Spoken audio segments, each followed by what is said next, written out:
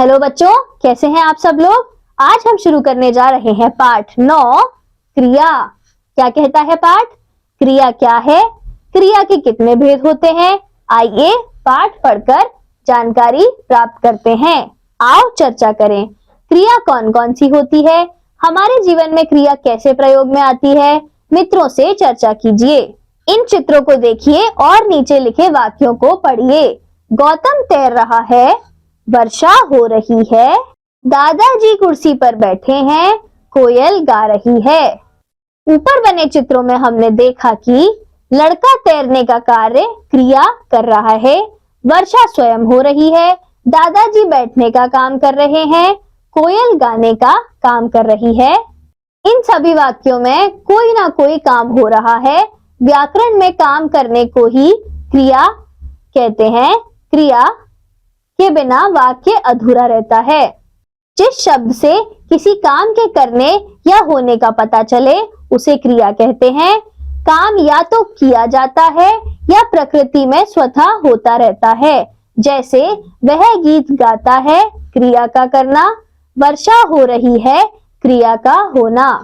क्रिया के उदाहरण: चलना, बैठना, तैरना, हंसना, उठना, पढ़ना, रोना, खाना, सोना आदि। सोना, तैरना, लिखना आदि।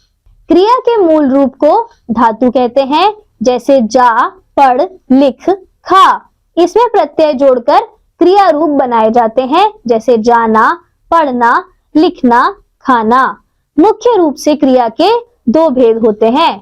क्रिया के भेद: अकर्मक क्रिया, सकर्मक क्रिया। अकर्मक क्रिया: अ रहित, कर्मक अर्थात कर्म के बिना क्रिया, अर्थात जिस क्रिया को कर्म की आवश्यकता नहीं होती वह अकर्मक क्रिया होती है। जैसे गीता हंस रही है, मोर नाच रहा है, बच्चा रो रहा है। इन वाक्यों में कर्म नहीं है, अतः क्रिया अकर्मक है। सकर्मक क्रिया: सा सहित, कर्मक अर्थात कर्म के साथ क्रिया। जिस क्रिया के साथ कर्म पाया जाता है उसे सकर्मक क्रिया कहते हैं। जैसे मैं पत्र लिख रहा हूं, पत्र कर्म। मनोरमा पुस्तक पढ़ रही है, पुस्तक कर्म। बंदर केले खा रहे हैं, केले कर्म। कई बार एक क्रिया के साथ दो कर्म आ जाते हैं।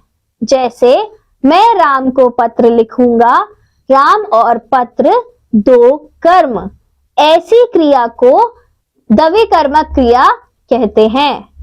पाठ पढ़कर हमने सीखा किसी काम के करने या होने को क्रिया कहते हैं। कई क्रियाएं स्वयं होती रहती हैं।